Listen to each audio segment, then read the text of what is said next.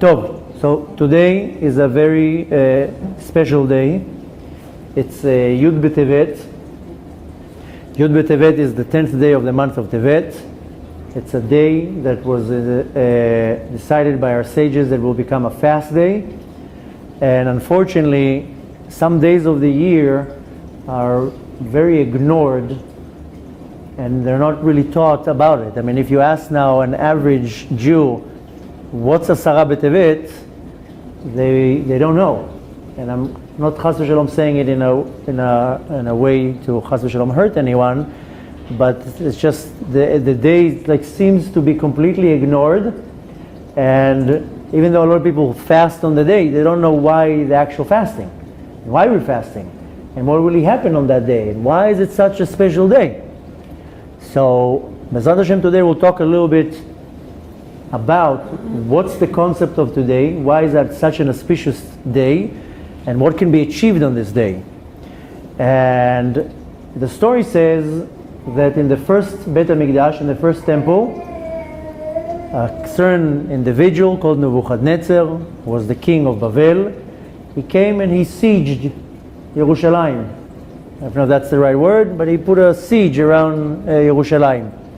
And that happened on Asara B'Tevet, which from that siege, 3.5 years later, they finally broke the siege and they attacked Yerushalayim and they destroyed the Beit HaMikdash, the first holy temple. So the simple explanation of what happened on that day is that that's the day that the siege started, and 3.5 years later when they destroyed the Beit HaMikdash, so therefore this is the day that it all started, so we fast for that. So this is a very on the surface explanation of what happened that day. But we want to talk a little bit more in depth what happened on that day and why our sages decided to do a fast on that day. Because we have a few fasts throughout the year. The famous one, of course, is Yom Kippur, and that's a fast that was instructed by the Torah to fast. But after that, we have a few more fasts. We have the fast, what's called Tzom Gedalia, and that's 2 days after Rosh Hashanah. And then we have the 10th of Tevet. And then we have the fast of Esther on the 13th day of Adar. And we have another fast on Yud Zayin B'Tammuz. And we have, of course, another famous fast, which is Tisha B'Av. These are the fasts that we fast throughout the year. And they have different meanings to them, because the fasts of Tzom Gedalia, the 10th of Tevet, Yud Zayin B'Tammuz, and Tisha B'Av are fasts that happened something in the past, something bad in the past. But for example, the fast of Yom Kippur is a good fast. It's a fast that our sins, as a result, will be removed. That's something positive. It's not something negative. And it's also fasting for something that can happen in the future. The fast of Esther is kind of in between, because it's something that happened in the past, but something positive that happened. So we're not going to concentrate on that fast right now.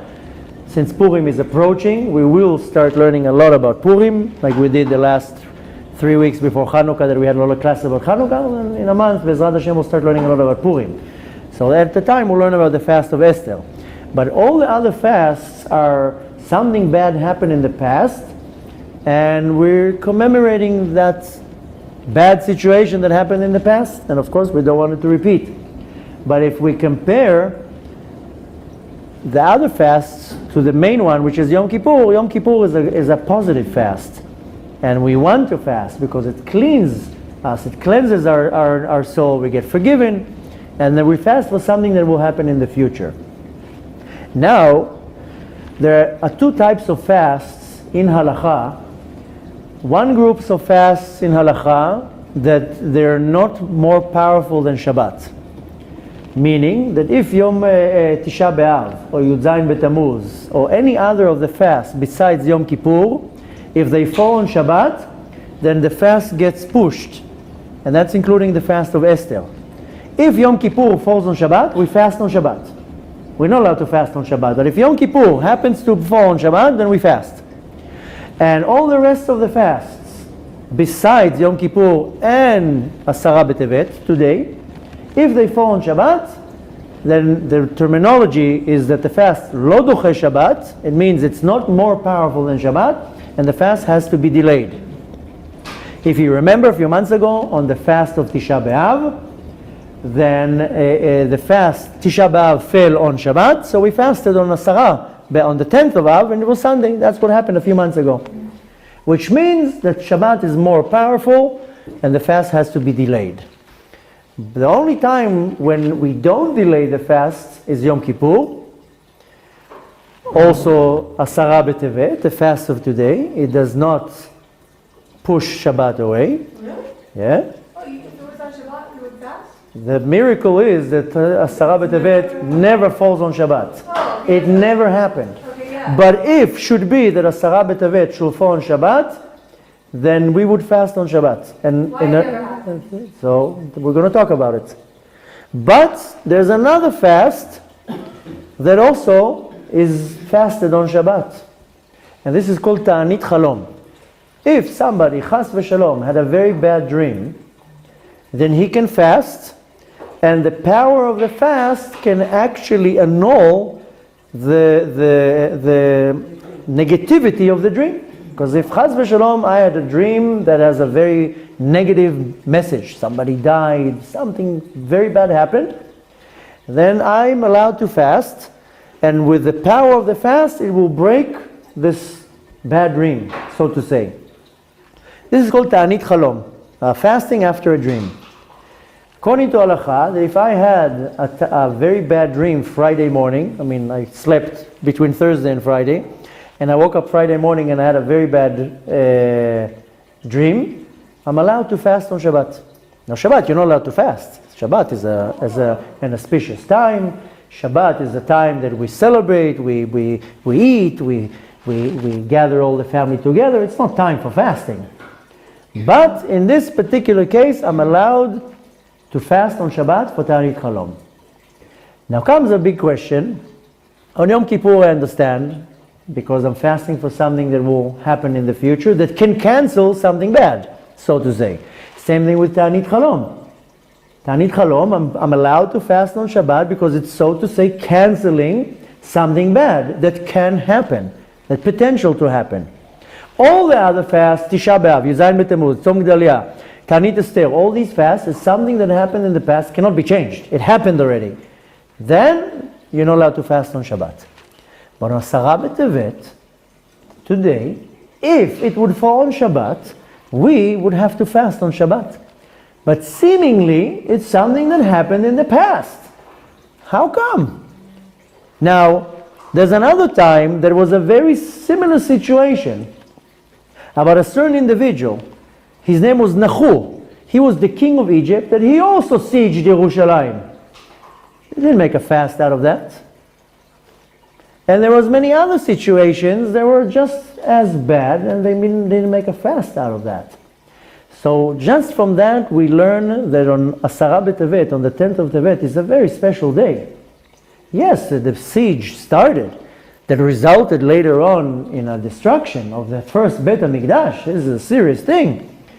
But we learn from that it's a very auspicious time. Now, on Asara B'Tevet, something happened. Asara B'Tevet is the 10th of Tevet, it's today. Something special happened that was different than many other of the times. On Asara B'Tevet, the heavenly court, they gathered together and they wanted to see and to give an opportunity, so to say, for the Jews to do tshuva. And they said, let's see what happens. Nothing happened on Asara B'Tevet. There wasn't any war, there wasn't any killing, there wasn't any destruction, just the army showed up. They woke up in the morning, they opened the window, to see an army surrounding Yerushalayim. On that day, the heavenly court gathered together, a cabinet meeting, and they said, okay, let's see what they're going to do. Let's see if they're going to do tshuva, and if they're going to do tshuva, then the siege will be removed. And if they don't do tshuva, let's see what's going to happen on Tisha B'Av. Now Tisha B'Av was already a bad day for the Jews way before the time of the Holy Temple. I mean, the first time in Tisha B'Av is when the tablets were broken, the golden calf. Many other things happened on Tisha B'Av way before the building of the Beit HaMikdash. Of course, we know the first temple and the second temple both got destroyed on Tisha B'Av. Tisha B'Av is known as a very bad day. That day belongs to the Samech Mem. He has control over that day. That's why many, many bad things happen to the Jews on that day. But on the day of the 10th of Tevet, the heavenly court sat together and they're like, okay, let's see what's going to happen. Let's give them an opportunity. And if they do tshuva, then the siege and the decree will be annulled. And if they chas v'shalom don't do tshuva, then we'll see what's going to happen. And they went through 3 years like that, because the siege was 3.5 years. The first year, Yasara B'Tevet, the heavenly court got together and they're like, okay, let's see what they're going to do. They waited. Okay, they said, okay, you know what, let's give them another year chance. And in that year there was a siege. Came the next Asara B'Tevet, and they're like, okay, let's see if today they're going to do tshuva. After 3 years that they gave them the opportunity to do tshuva, they did not do tshuva, and then they said, okay, now has to come the destruction. That's why on Tisha B'Av, the first holy temple was destroyed by Nebuchadnezzar, the king of Babel. He came and he destroyed the walls, entered in Yerushalayim and burnt the Beit HaMikdash down. Which just in itself, it's a day of mourning, because we lost the holy temple. We don't even know what it means to us to lose the holy temple, because we never saw it. If we would see the holy temple and then to lose it, then we would really have some type of a feeling, what does it mean? Now, the difference between all the other fasts and this specifically day is that every year on Asara B'Tevet, the heavenly court gathers again together to see if we did tshuva or not. Now, of course, the second Beit HaMikdash already was destroyed. Now we don't have a holy temple. But every year on the 10th of Tevet, there's a cabinet meeting. Lehavdil elef avdalot, like the United Nations, they all gather together. Here the heavenly court is gathered together to see if we will do tshuva, if we did tshuva, and what's going to happen on the coming Tisha B'Av. Is the holy temple will stay destroyed, or if it's going to get rebuilt? This is the day that is decided in Shamayim what's going to happen for the next coming year. So it seems like in the last hundreds of years, more to be exact, almost 2,000 years, every time on Asara B'Tevet, we did not do the appropriate tshuva, that the heavenly court decided that the temple will stay destroyed, and we're not going to be redeemed, and then a whole year goes back again, and gap again, and back again, and every year that's what happens on this day. So not only that we were commemorating the siege that happened, that later on resulted in the destruction of the temple, rather today, as we speak, there's a meeting in Shamayim, in the heavens, if our tshuva is good enough for us to receive the redemption.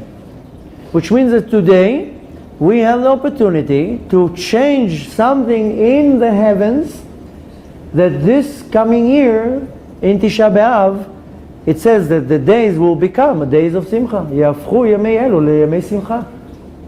Now every Tisha B'Av, in the last couple hundred years, close to 2,000 years, obviously the decision was that the situation will stay the same, that we don't have Beit HaMikdash, and Tisha B'Av is remaining a day of mourning. But today we have the ability, with our fasts, with our prayers, with our tshuva, with our actions, sorry, to influence, so to say, the heavenly court, that this coming Tisha B'Av will be a day of Simcha. When exactly, they don't tell us. But that's the day that it could be done. That's how auspicious this day is, to a point that if the 10th of Tevet would fall on Shabbat, we would fast on Shabbat. Because we're fasting on something that can happen in the future, not something that happened in the past. And that's how powerful this day is. And it's so powerful that the Yetzer Hara makes it that everybody's like, okay, it's just another day. To a point that on Yom Kippur, if Chas v'Shalom, a person is sick, he still has to fast. Only if a person is in a life danger situation, he's allowed to stop the fast on Yom Kippur. But on Yom Kippur, if a person just has a sore throat or a fever, he has to fast. And on the other holidays, if a person has a sickness, but is not in life-endangering sickness, he's exempt from the fast. A woman that is pregnant, a woman that is breastfeeding, a woman that just gave birth, is exempt from the fast on these fasts because there's no life danger. So people tend to be like, okay, it's not such an important fast, let me just skip it. But the truth is that the 10th of Tevet is equivalent, so to say, in the power of Yom Kippur of what can be achieved in the future, not in the past, not to forgive my sins, but I can now influence the decision of the heavenly court if this year we're going to have Beit HaMikdash or not. And that's how powerful this day is. This is the day that one needs to do tshuva. This is the day that we need to reflect and not to look necessarily in my domain. What do I need to do tshuva for? We spoke about it now, just the class before, that I have to do tshuva. Today is a very special tshuva that I have to do. Because the first Beit HaMikdash was destroyed from 3 sins: idol worship, bloodshed, and forbidden relations. That's why the Beit HaMikdash, the Holy Temple, was destroyed. Shfichut damim, avodah zarah, v'gilui arayot. Since the sin was revealed, then the length of the exile was revealed. When they went out to exile, the prophet told them, you're going to be in exile for 70 years. And sure enough, 67 years later, happened the story with Purim. 3 years later, they came back to Eretz Israel. The exile finished. The second Beit HaMikdash was destroyed from one sin. And that's called Sinat Chinam. Hating somebody for no reason. Since the sin is not revealed, then the length of the exile is not revealed. And a lot of people question, what does it mean the sin is not revealed? So if Chas v'Shalom I do now idol worship, or I do bloodshed, or I have forbidden relation, it's out in the obvious. I mean, you don't have it in the street, but it's an obvious act. Sinat Chinam, hating somebody for no reason, it's in the depth of my heart. Nobody can see it. I can now smile to you and be your best friend and compliment you and you wow, and in my heart, hate you. Hate you to a point that I can't stand you. This is Sinat Chinam, for no reason. And even if I have a good reason, I still am not obligated in hating you. I'm obligated not to hate you. We spoke about it last week in the class about the Rivli Parsha. You're not allowed to hate a person. You have to forgive that person. Doesn't matter what they did, because it came from the Kadosh Baruch Hu, not from that person. That person is a shliach, is an emissary. If I'm hating a certain individual because he did something to me, I'm now sinning. This is a severe sin. Lo tisal achicha chet. I'm not allowed to hate that person. It's me now going against the Kadosh Baruch Hu. I do not believe that it's the Kadosh Baruch Hu that sent me that person to do that thing to me, and I'm hating that individual. The chutzpah, when you're thinking of it. So the tshuva that I need to do today, and I have to do it every day, but today is the day, is the tshuva for Sinat Chinam. And this is why we're still in exile. You asked before, I gave you my theory. I believe that we are in exile only because of Sinat Chinam. And to take it to more of a personal note, in my personal near-death experience, when I was revealed many, many things in Shamayim, what was the most obvious, why we're not redeemed it, is only because Sinat Chinam. It's like as if I saw the damage in Shamayim because our problems in this world. And they say, when there is a separation in the world below, there's going to be a separation in the world above. כשיש פירוד בתחתונים, יש פירוד בעליונים. And I saw, in my experience, how the pirud, the separation in the world below, is causing the separation in the world above. And that's the only thing that causes sorrow to the Kadosh Baruch Hu. It doesn't cause sorrow to the Kadosh Baruch Hu when I don't pray in a minyan, or if I lie, or if I cheat. He knows, he sends the Yetzer Hara. What causes the sadness and sorrow to the Kadosh Baruch Hu is that I hate another person because he did something to me. Or even worse, if he didn't do anything to me. Yeah, or whatever. Sinat Chinam. Sinat Chinam has many branches. Sinat Chinam is not just me hating you for whatever reason. Sinat Chinam is a trunk, and from the trunk has many, many branches. Anafim. Sinat Chinam is many, many different categories. But the point is that this is my personal belief. Why we're still in exile? Because we did not correct the sin of Sinat Chinam. There's not enough Ahavat Israel. There's not enough of it. Even though there's a lot of charity going on, and a lot of movement and awareness, and it's not enough. Because each one of us has to do their own cheshbon nefesh, and each and every one of us, if they find one dust of Sinat Chinam to another Jew, then he's holding responsibility. And this is the tshuva we need to do. Not today, we're not doing tshuva if I stole, if I didn't steal, or if I lied, or if I didn't do a certain mitzvah. Today the tshuva I need to focus on is how much sinat chinam I have towards another person. How many people am I hating? How many people I really am not liking or I dislike because they said something, or because they did something, or whatever. And our sages say, Ezu ashir hasameach bechelko. Who is a rich person who is happy in his portion? But the more right way to analyze it is Ezu ashir hasameach bechelko shel chavero. Who is the rich person? Who's the one who's happy in the portion of his friend, not his own portion. That's one level. But the real level that I need to strive for is the level that I'm happy with the portion of my friend.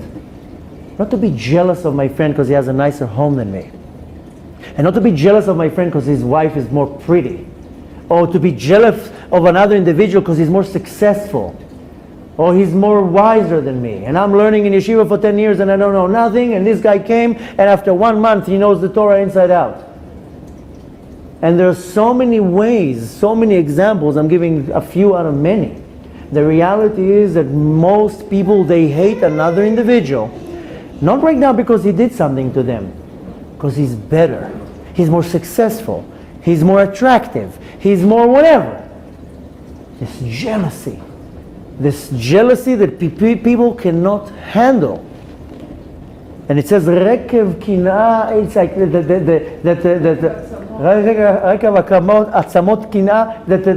jealousy makes your bones rot.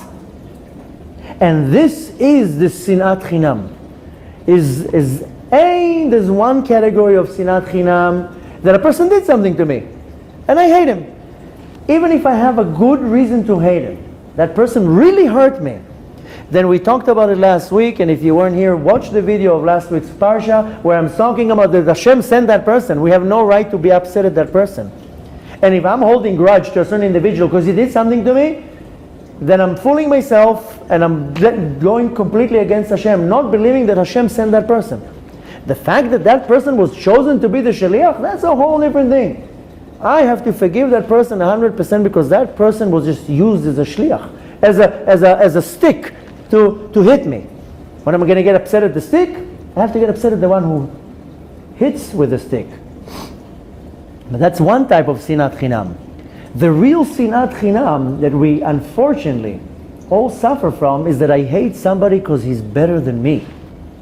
Either he's better than me in business, either he's more successful than me in anything that he does, he's more wiser than me, he's more learned than me, more people like him than me, whatever. This boils down to this jealousy, that person is better than me. And that's the root of the sinat chinam. And that's why I want to take the advice of my sages. It says, Ezu ashir hasameach bechelko shel chavero, that I'm happy that you have a lot of money. Bezrat Hashem, you should have even more money. And I'm happy your wife is beautiful, and I'm happy you're smart, and I'm happy you're successful. The fact that I'm not happy for somebody because they do something better than me, this is the sinat chinam. And unfortunately we meet it every day.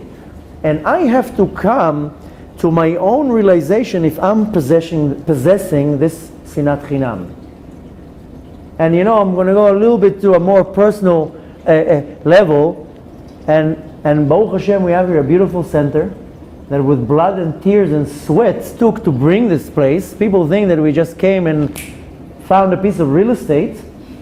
This is 8 years of hard work that people think that they deserve some credit to it. Whatever, whoever deserves credit, there are a lot of people who are involved, and whoever deserves credit gets the credit.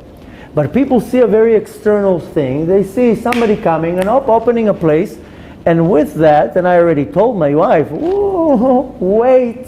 wait till we open the doors and you'll see who's your real friends, and who's happy for you, and who's there's a word in Hebrew, it's called lefargen. I don't even know how you say it in English. Is to Envious, maybe? excuse me? Envious? No, lefargen is to be really happy for somebody and to tell him, I'm very happy for your success, but honestly. And I told my wife, just wait for the day this door is going to be open, and you're really going to see the true colors of everybody who's happy for you, and who's jealous of you, and who's upset of you, and sure enough, the day came that the right people everybody showed the right colors. Who was really happy, who was angry, who was upset, who was jealous, who went against.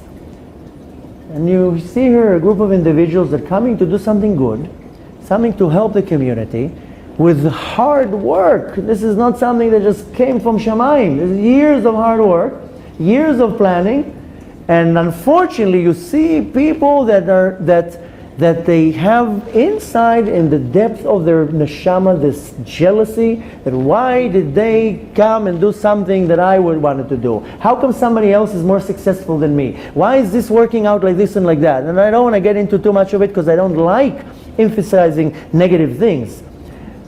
But it's a time to give an example of, you see how a person can be successful himself and have still hate to another person that did not do anything toward them, just because it's, I didn't do nothing here. I'm not taking any credit. It's only the bracha of the Kadosh Baruch Hu. I'm the axe, the garzen beyad hachotzev, the axe in the hand of the wood chopper. I don't do anything. I follow instructions from above. I do what Hashem wants me to do, and that's it. And the success is the Kadosh Baruch Hu. Failures are the Kadosh Baruch Hu, and success are the Kadosh Baruch Hu. I don't attribute any success to myself. I just do what I need to do. And I do it for the sake of the Kadosh Baruch Hu. But unfortunately, and I'm just giving one example on a man, and I'm giving this example because you all hear local and it's nogea to us, that you see that people that have this sting, like a kotz, how do you say a kotz? Like a thorn, stuck in the depth of the neshama, and they cannot stand to see somebody else doing something good. And go figure out why. And that's sinat chinam. Not that I came and I did something to you. That's, I can somehow even understand. You have a reason. But unfortunately, we experience in many situations, I'm giving my example. I bet you that each and every one of you can now raise their hand and give their own example. Wow, they didn't do anything, and they just did what they're supposed to do, and somebody else came and, I don't like it. Why you? Why you? And that's the sinat chinam, and that's why the temple was destroyed. Because even the sages that were in such a high level, they also had, at the time of the students of Rabbi Akiva, what, they will have sinat chinam? Their sinat chinam was like, why did you come with the chidush and not me? I'm very learned. How could I not figure out this unbelievable depth in the Torah? And you had to do it. And unfortunately, we all have it. We all have it in some type of way. I have to recognize it in myself. And if I don't recognize it in myself, then I'm failing. I'm taking part of it. And it's very easy to say, no, I like everybody and I accept everybody and I'm good with everybody. It's very easy to say that. But you have to do your own cheshbon nefesh. That's why we fast now. Fast is because I'm, so to say, torturing myself. I'm not comfortable right now. I'm hungry. I want to drink a cup of coffee. I'm starving. I need nothing from the morning. It's 1 o'clock already. I'm hungry. So I'm not in a comfortable place. This is not to torture me. This is to come make me realize, wait a minute. I have to now look in the depth of my neshama and take responsibility, and not to be selfish, and not to be self-centered, and not to be superficial, and not to be like, oh, the whole world owes me something. No, the world doesn't owe you anything. And the point is that I need to be honest with myself, and I have to be true to myself. That's what the Kadosh Baruch Hu is looking at. That's right now, the heavenly court are sitting down up there, and they're looking down, and they want to see if we're really true to ourselves. If we deserve to get the Bet HaMikdash. And oy va'avoy, if this year we're not going to be deserving that. If we're going to get another Tisha B'Av without Bet HaMikdash, our situation is not going to be that great. So it means that each and every one of us has to look in me and to see, do I have this hate or resentment to somebody because they're better than me? So what if they're better than me? I'm good in what I'm doing. I have this talent, and everybody else has a different talent. And the world was created in a way that everybody has their own thing, their own shlichut. I have to concentrate on my shlichut in the world. And I read a very interesting letter from the Lubavitcher Rebbe of a certain individual, a certain family. And it was a very long letter. I'm not going to get into all the details, but it was asking, the family had a special need child. And they were asking the Rebbe if the child should, how to behave with the child. And the Rebbe was very firm, saying, even though the child is challenged in a mental way, he still has to do mitzvot. He still has to give tzedakah. Even if it's hard for him, then hold the hand and make him put the tzedakah. He still has to wear tzitzit. He still has to keep kosher. He still has to keep Shabbat. So what if the child is different and he has some type of a challenge? That does not exempt him from doing the mitzvot. Yeah, of course, according maybe to halacha, is considered a shoteh or whatever. We're not going to get into that. But why take it away from the neshama? So what if he can't handle it by himself?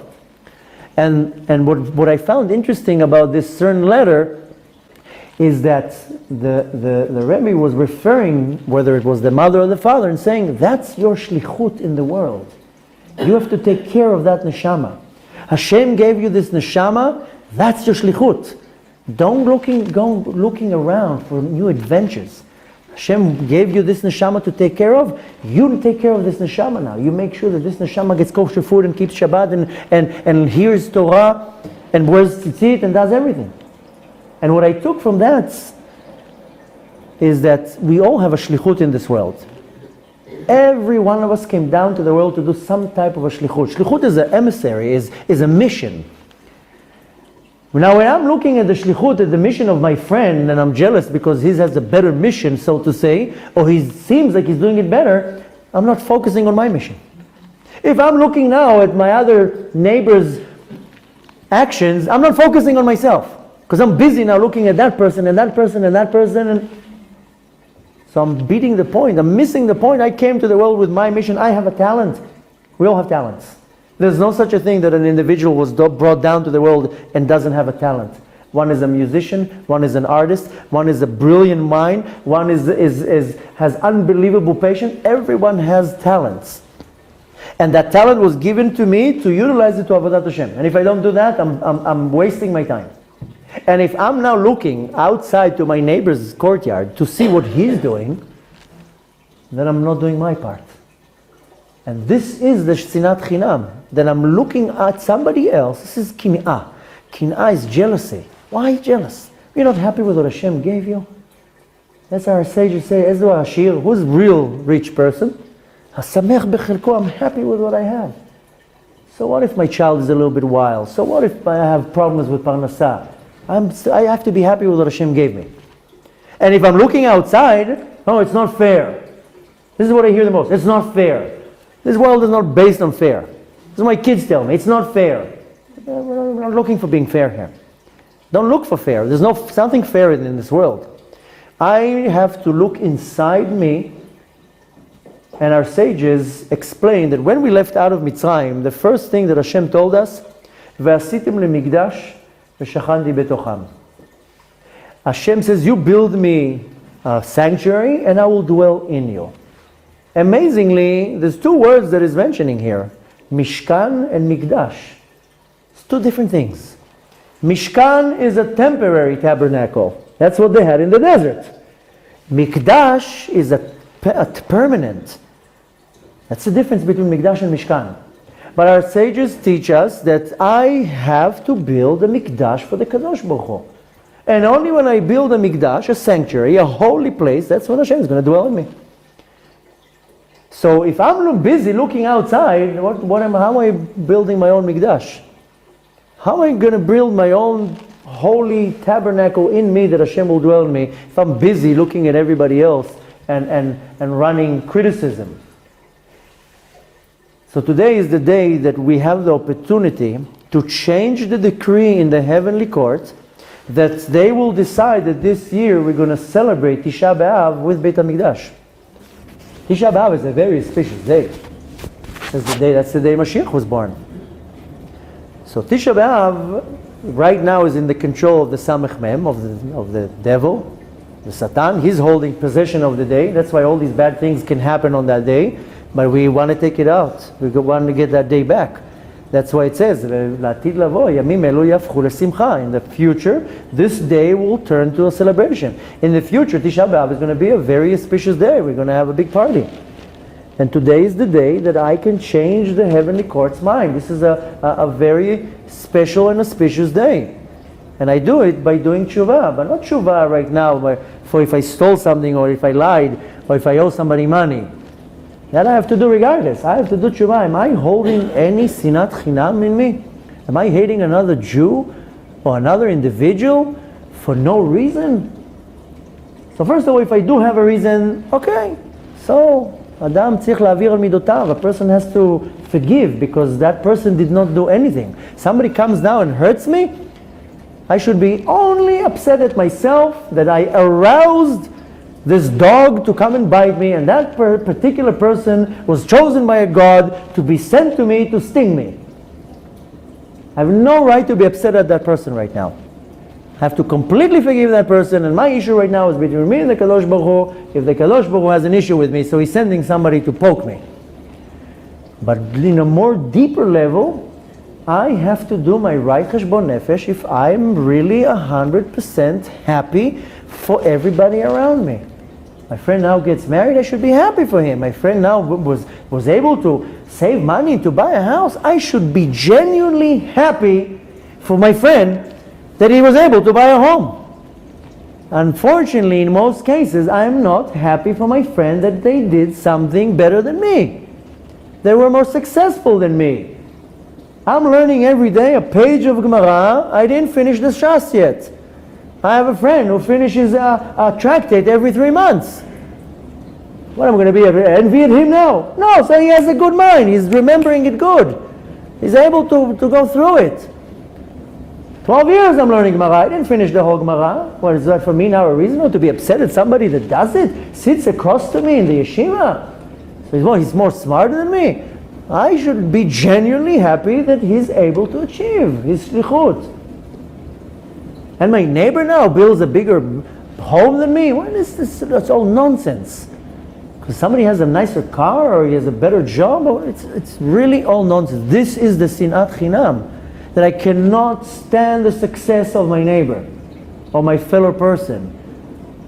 And that is the sinat chinam, and this is the tshuva that I have to do today. And as long as we don't correct it, Tisha B'Av is going to remain the day that we mourn the destruction of the Beit HaMikdash, and we're going to still stay in exile, and we're going to still fight and battle this exile, and it's just going to go worse and worse and worse. And I have to go out of my limitation and jump out of my body and say, listen, we all want Moshiach. We all want Beit HaMikdash. It's good for everybody. I have to go above my limitations and not to be what's called, to have an ayin tzara. Ayin tzara is like this, not happy for somebody else, basically. No, evil eye is ayin ra'ah. Ayin tzara is that now, you see our neighbors here, they're building, wow. Building a fancy building, a fancy is going to look. I'm happy, now they're making the whole neighborhood look better. That neighbor is upset, suing them. You're building high, you're blocking my air. This is ayin tzara. Why are you jealous? Because he has money and he's building a nice house. Let him enjoy. Let him enjoy it. He's making the neighborhood, the value of the homes are going now higher because he's building a nice home. This is this Ein Tzara is a narrow eye that I see. See somebody driving with a nice car, everybody's like, it's probably stolen. He stole the money. He's cheating in business.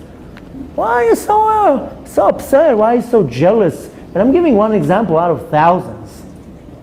Thousands. How many neighbors fight all day long for nonsense? Because your child is more brighter than my child, and so much nonsense. And this is the Sinat Chinam. Don't try to look for a different definition. This is the Sinat Chinam. And this is why we don't have Bet HaMikdash. Because when I'm praying in shul, I know that the guy next to me thinks in his mind, oh, I'm more holy than him because I came 2 minutes before him and I just saw him do like this and like that. And you can feel the energy from people around you. What, do you think you're more holier than me because you came 5 minutes before me to the synagogue? Why are you even projecting such a feeling? And sometimes you go to, you don't feel it maybe, but sometimes I go to different synagogues, I feel like the hate because I look a certain way. Why you hate me? Because I'm dressed a certain way? Because I attach myself to a certain group? Because I follow a certain rabbi? Then you hate me because you don't like that group? This is how stupid, excuse my language, this is how, to what level it comes. To a point that some individual are rejected from certain congregation because they belong to a different group and their coat is a little bit longer and they pronounce the word a little bit different. And people hate you for that. That's how ridiculous the Sinat Chinam goes to. So there's no point of giving more examples. The point is to take from that we all carry that. It's some type of a negative poison that belongs to the Samech Mem, to the devil, that he puts it inside of me, that I cannot find 100% happiness in somebody else. And that's the poison that kills me. It eats me alive. Jealousy is the worst attribute, a character trait a person have. It eats the person from inside. That's why it says that it makes the bones rot. There's this jealousy. And in a very refined way, you don't believe in the Kadosh Baruch Hu. You, I'm not saying you, I'm saying you as an individual. If you have jealousy, you really, I'm sorry to tell you, you have a very big lack of belief in the Kadosh Baruch Hu. Because you think that you deserve more than that person. And if that person has something better than you, that's the will of the Kadosh Baruch Hu. It's not the will of anybody else. It doesn't mean that he's better. That's what the Kadosh Baruch Hu wants. He wants him to have more money or a nicer house or more kids or more success. And lehefech, if somebody has more success, I have to respect that person because it means that in the eyes of the Kadosh Baruch Hu, HaKadosh Baruch Hu sees good in him. Then he gives me more money and more success and more wisdom. Then I have to have somewhat of respect. Oh, it means that Hashem has seen favorably. The Ramban says in the Geret HaRambam that if you see a person that is with, alecha lechabdo, you have to respect him because Hashem decided to give him money.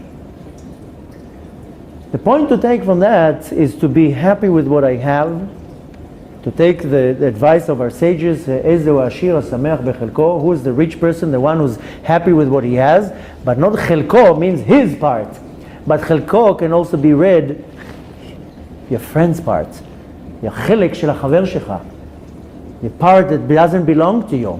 And this calls in Hebrew, it's called lefargen. Lefargen means to, I don't know, it must be a word in English, that I really am happy for my friend. And I come and I tell him, I'm happy for you. I'm happy that your hard work came to fruition. I'm happy that HaKadosh Baruch Hu sees good in his eyes and he's blessing you with a wife and kids and parnasah. But the point is to really be happy and not to carry this anger and this jealousy. Why him and not me? This is mamash kfirah b'Kadosh Baruch Hu. It's going against the Kadosh Baruch Hu because it's basically saying, I'm not happy with what you're giving me. You gave him more money than me. Which is chutzpah. And it all boils down to one thing. That this is what causes us to be in exile. Because if I'm in my personal exile, I can not go out of my limitation. Means that I'm limited. Means that I'm in exile. So I'm reflecting this exile, this galut, to the rest of the world, and that's why we're all in exile. And we are in our personal exile, and we, as a result from that, we are in a what's called galut klali. It's everybody. We know everybody's in this exile. And today, I still have another 5 hours to pray and to do tshuva and to cleanse this, to get it out of me. V'bi'arta ra mikirbecha. Get rid of this. Get rid of this negativity and this disease. Just get rid of it. And that's the time to arouse the heavenly court to say, we want the Geula. We want Moshiach. Enough is enough. We can't stand this anymore. Nobody stands this anymore. And the thing is that when you hate another person, when you're jealous of another person, it eats you from inside. It eats you like acid from inside. Who needs this headache? It's the opposite of what the Kadosh Baruch Hu wants. And it just births negativity and anger and animosity and jealousy and hate and all these bad things. Who needs all this headache? And then they're looking up in Shemaim, they're saying, I'm going to send you the Beit HaMikdash. For you what? For you to hate each other even more? You know, there's a parable, a story that there was once a king and he had one son and he created for him this unbelievable garment. He went to the best tailor, he bought the best fabric, everything was the best, and he tailored to his son this unbelievable suit. The son was a little boy, he went outside and played, ruined the suit completely. Ripped it to pieces, got dirty and smashed and completely ruined this garment. Okay, the king says, okay, it's a little kid. He doesn't understand. I'll make him another one. This time, I'm going to make it even twice better. And he bought even more expensive fabric and better tailors, and he made an unbelievable garment. Gave it to the kid, and the same thing, the kid goes out and plays and ruins it and rips it and tears it and completely destroys it. The father says, okay, you know, it's a little child. Now I'm going to create another garment. And this time is going to be 100 times better than the second and the first. It's going to be from unbelievable materials, and it's going to have the best tailors work on it, and he creates this unbelievable garment. And then he comes to his son and he says, you see this garment? I'm not giving it to you this time. I'm hanging it here, and when you learn to behave and you're going to be mature and you're not going to go outside and destroy it, then I'll give it back to you. Then it's when you're going to gain it. And this is the parable of our 3 holy temples. The first temple was beautiful. Hashem gave us the temple. We went and destroyed it. Hashem said, okay, they're children. They don't know what they're doing. Build a nice one. The second one even was nicer. That was destroyed too. Now Hashem says, okay, I understand. I got the point. And Hashem built the 3rd Beit HaMikdash. The 3rd temple was built in Shamayim. And He's showing it to us. On certain days, He's saying, you see? But I'm not giving it to you. Now, you're going to really you have to work on yourself. And when you work on yourself, I'll give you the Beit HaMikdash. And today we have the opportunity of actually getting it back, to nullifying the decree, to convincing the heavenly court by saying we're worthy, we want it, we really want it. Please, this time we're going to do it. We have the opportunity to convince the Kadosh Baruch Hu, and mainly the heavenly court, to receive the 3rd Beit HaMikdash. But it all depends on us, and it has nothing to do with anything else but Sinat Chinam. This hate and jealousy and animosity and grudge that I'm holding against another person because it seems like he's better than me, smarter than me, more successful than me. And why do I not deserve that? And that's what kills everybody, is why him and not me? So today is the day to diminish myself and to understand that I'm also great in something. I might not be smart like you, and I might not be rich like you, and I might not be an amazing speaker like you, but I have something amazing in me. That's my shlichut. That's what I have to focus on. Bezrat Hashem, if we focus on what we need to do, we will change the opinions of the heavenly court, that this Tisha B'Av will turn to days of happiness. Bezrat Hashem, or even before this fast is over, we're going to get to see Beit HaMikdash HaShlishi and have Seudah Mafseket in the Holy Temple with Moshiach. And Bezrat Hashem, just for our own sake and happiness, is just learn to accept things how they are and be happy for everybody and be happy for everybody around me, my kids, my parents, my sometimes it goes into families. Siblings are jealous from each other. I mean, sometimes you see parents, they're upset, the child is more successful. It goes to disgusting places. And really what it creates separations and hate and anger. Who needs it? We don't need it. So B'ezrat Hashem, today we will reach that day that we can overpower this darkness and go out of our limitations. And B'ezrat Hashem, Bemet, this Tisha B'Av will be a day of happiness, and we should merit to see the coming of the third Bet HaMikdash, the coming of Moshiach, and B'ezrat Hashem we should only know good.